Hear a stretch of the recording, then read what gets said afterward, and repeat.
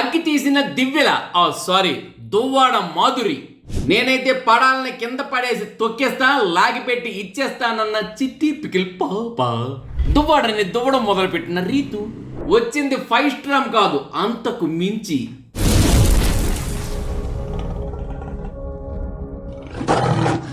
Hi hello నమస్తే, నేను మీ SS Patnaik. చూస్తూనే ఉండండి పెమ్స్ టీవీ. షేర్ చేయండి, లైక్ చేయండి, సబ్స్క్రైబ్ చేయండి. చూస్తున్న గంట సింబల్ని కొట్టడం మర్చిపోకండి. ఇక అప్డేట్స్కి వస్తే, అగ్గి తీసిన దివ్యల మాధురి. అవునండి, ఆల్రెడీ ఇంటికి ఆమె అడుగు పెట్టిన వెంటనే ఫైర్ బ్రాండ్ ఇంటికి అడుగు పెట్టినట్టుందండి. ఒక్కొక్క అడుగు ఒక్కొక్క చిచ్చుబుడ్డి లెగిస్తున్నట్టుంది. అలా ఉంది ఫైర్ బ్రాండ్ అంటే. అక్కడ గ్రాఫిక్స్లో వేసుకొని అక్కర్లేదు, అడుగుల్లోనే కనిపిస్తుంది. అయితే ఈరోజు ఆమె మాటల్లో ఎలాంటి ఫైర్ బ్రాండ్ ఉందంటే, ఎట్టాటంటి ఫైర్ బ్రాండ్ కాదు, దానికి పెద్ద ఉదాహరణ ఇప్పటి వరకు బిగ్ బాస్ హౌస్లో ఫైర్ ఎవరంటే శ్రీజ. అలాంటి శ్రీజానే ఆర్పేసింది దివ్యల మాధురి. అవునండి, ఈ దివ్యల మాధురి గారు ఈరోజు వచ్చినప్పుడు ఆమె స్నానం చేసుకుంటే గాని వంట చెయ్యను అని పెట్టింది. నిజమే, ఆవిడి హారతి అందుకో రాజా అనే డైలాగ్తోనే పాపులర్ అయ్యారు. ఎందుకంటే పూజ పునస్కారం, చక్కగా చీర కట్టు, బొట్టు, జుట్టు అంతా ఒక తెలుగుంటి ఆడపిల్ల ఉట్టిపడేలా కనిపిస్తున్న దివ్యల మాధురి గారు ఫైర్కి బ్రాండ్ అంబాసిడర్గా కనిపిస్తారని అనిపిస్తుంది. ఎందుకంటే ఈరోజు కళ్యాణ్ గారితోని కెప్టెన్ వచ్చి కూర్చోండి దివ్యల మాధురి గారు అని వెంటనే, కూర్చోకపోతే చెప్పవా, అక్కడే పడిపోయింది పడాలకి. ఆ తర్వాత పప్పు అంటే దివ్యల మాధురితో దివ్య పప్పు వండాలి, 2 గ్లాసులు పెట్టాము, రాత్రికి మధ్యాహ్నానికి సరిపోవాలి అని వెంటనే సరిపోద్ది ఒక్క బకెట్ నీరు వేస్తే. అక్కడ ఎలా ఉందంటే వాళ్ళకి అది కాలిపోతుంది ఒక పక్కన, మనకది ఏంటంటే కాలుతున్నట్టు అనిపించట్లేదు, బాగా కాలుస్తుంది మే అనిపిస్తుంది. అవునండి, ఎందుకంటే ఇంతవరకు ఒకలా ఉండేది, ఇప్పుడు ఇంకోలా ప్రారంభమైంది. మంటకే మంట తెప్పిస్తున్న దివ్యల మాధురి గారు. ఇక ఆ తర్వాత అక్కడతో ఆనాగలే. ఇక దివ్యల మాధురి గారు మన చిట్టి పికిల్ పాప అలేఖ్య చిట్టి పికిల్ పాప రమ్యతో కూర్చొని మాట్లాడుతున్నప్పుడు రమ్య ఒకటే అన్నారు, కళ్యాణ్ పడాల కళ్యాణ్ అమ్మాయిలంటే పిచ్చి. ఆ తనూజ మీద చేతులేస్తుంటే చూస్తుంటే ఒళ్ళు జలదరిస్తుంటే కంపరం పుడుతుంది. నా పైన అలా చేతులేస్తే మాత్రం కింద పడేసి తొక్కేస్తా, ఇచ్చి పడేస్తా అని చెప్పేసి ఎంత డైరెక్ట్గా చెప్పిందంటే ఆమె. మరి తర్వాత ఆమె ఇచ్చి పడేస్తుందో లేకపోతే పడాలకు పడిపోతుందో మరి భవిష్యత్తులో ఏమవుతుందో చూడాలి. కానీ ప్రస్తుతం మాత్రం పడాలనే పడేస్తానని చెప్పేసి అంది, కింద ఒళ్ళో కాదు. సో ఆ విధంగా ఆమె కూడా ఏమన్నారంటే, ఇక ఫైర్ బ్రాండ్ మన దివ్యల మాధురి గారు అంటే అవతల నుండి యాక్షన్ బట్టి అవతల రియాక్షన్ ఉంటుంది, ఇద్దరు బయట ఉంటుంది కదా అని చెప్పేసి ఒక మాటలో కొట్టి పడేశారు తనుజాకి, కళ్యాణ్కి. ఇక అక్కడతో అయిపోయిన తర్వాత ఇంకా అవ్వలేదు. ఇక ఎమాన్యులకి వీళ్ళందరికీ ఏమైపోయిందంటే, ఈ అమ్మాయిలందరినీ చూసిన తర్వాత అందంగా కనిపించిన తర్వాత చీరలు కట్టుకొని అమ్మాయిలు అటు ఇటు తిరుగుతుంటే వాళ్ళని చూస్తుంటే, రీతు వచ్చి బట్టలు ఉతుకుతుంటే వాళ్ళు రీతుని ఆట పట్టించే విధానం కానీ, నిజానికి రీతు కూడా ఇక్కడేం ఫీల్ అవ్వలేదు, తను కూడా నవ్వింది. తర్వాత వంట దగ్గర మంట లెగుస్తునేటప్పుడు అదే దివ్యల మాధురి గారు దివ్య వెలిగించినప్పుడు ఏమనిపించిందండి, ఈమె దివ్య పట్టుకుని ఇంటికి వచ్చింది, ఆ దివిటితోని ఇంట్లో వెలుగు చూపించడానికా లేదా ఈ వెలుతురుతో ఈ దివిటితో మంట పుట్టించి ఆరిపోయటానికా అని చెప్పేసి ఏదో రకరకాలుగా అనిపిస్తుంది. ఇంకా క్లారిటీ పూర్తిగా రాలేదు. ఇక దివ్యల మాధురి గారు మాట్లాడుతుంటే మన దివ్యకే ఏడుపు వచ్చేసింది. అందరినీ ఏడిపిస్తున్న దివ్యల మాధురి గారు మాటలకి ఏడుపు మొదలుపెట్టింది. భరణి గారు మళ్ళీ ఓదార్చే ప్రయత్నం చేసిన, రాత్రి రాని మీరు ఇప్పుడు ఎందుకు వచ్చారు అని చెప్పేసి ఇదో రకమైన టార్చర్ మొదలైంది భరణి గారికి. మొత్తానికి ఏంటంటే ఇక్కడ ఇలాగా రిలేషన్స్ కలుపుకోవడానికి కాదు కదా మనం వచ్చింది, మనం ఆడడానికి వచ్చాం, ఇక్కడ అమ్మ నాన్న తమ్ముడు రిలేషన్స్ కాదని చెప్పి దివ్యల మాధురి గారు ఖచ్చితంగా చెప్పడం.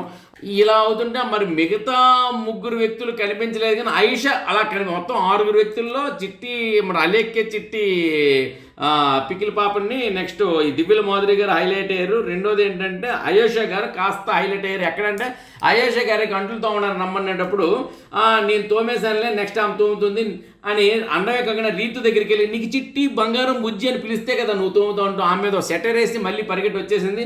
ఆమెకి ఎక్కడో మళ్ళీ మండిపోయింది. మొత్తానికి ఏంటంటే ఈ మంట ఈ మంట ఎలాగుందంటే, ఈ మంట ఎక్కడి వరకు వస్తుందో కూడా తెలియట్లేదు.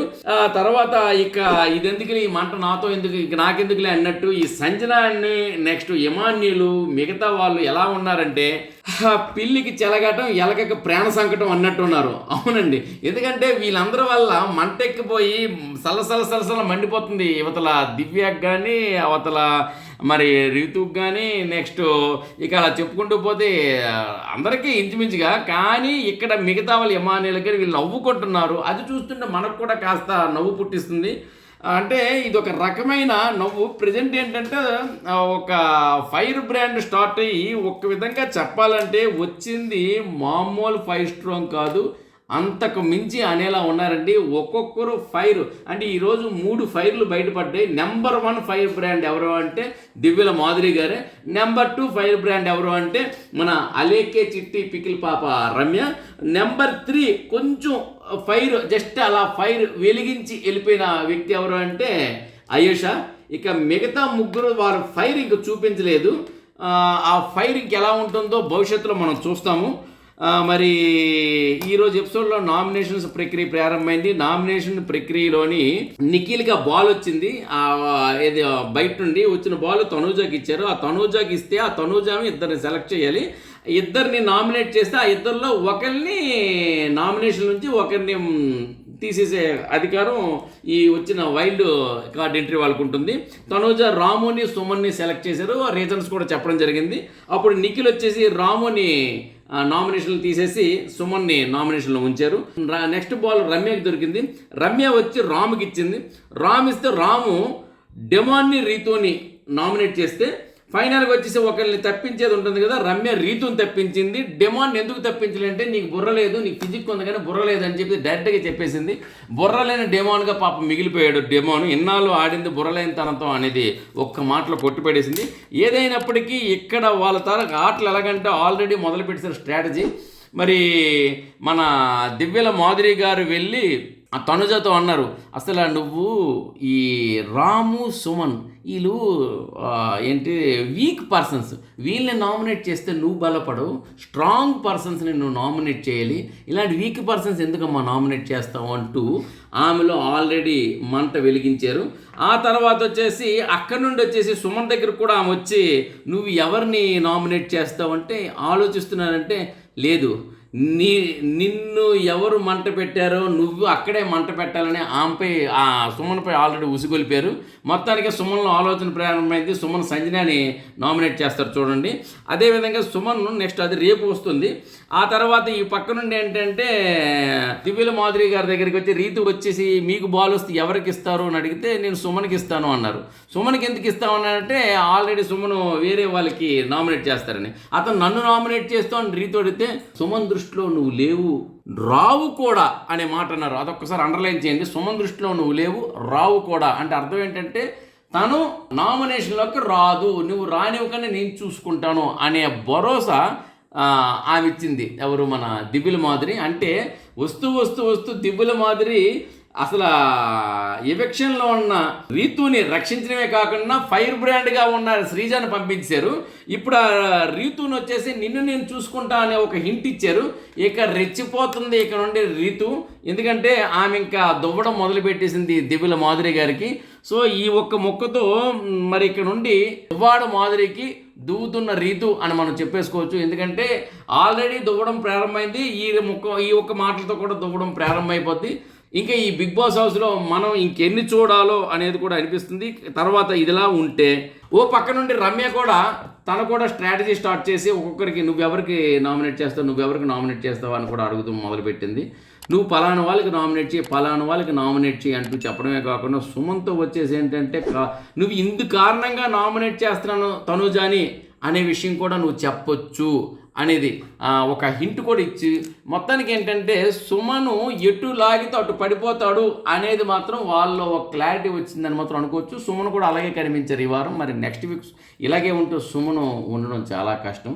మరి సుమను మరి బలపడాలంటే సుమన్ సొంతంగా ఆడాలి. సరే ఇదండి ఈరోజు అప్డేట్స్. మరిన్ని అప్డేట్స్తో మళ్ళీ మీ ముందు ఉంటాను. అంతవరకు నమస్తే. నేను మీ ఎస్ఎస్ పట్నాయక్. చూస్తూనే ఉండండి పెమ్స్ టీవీ. షేర్ చేయండి, లైక్ చేయండి, సబ్స్క్రైబ్ చేయండి, గంట సింబల్ని గట్టిగా కొట్టండి. ఉంటాం మరి.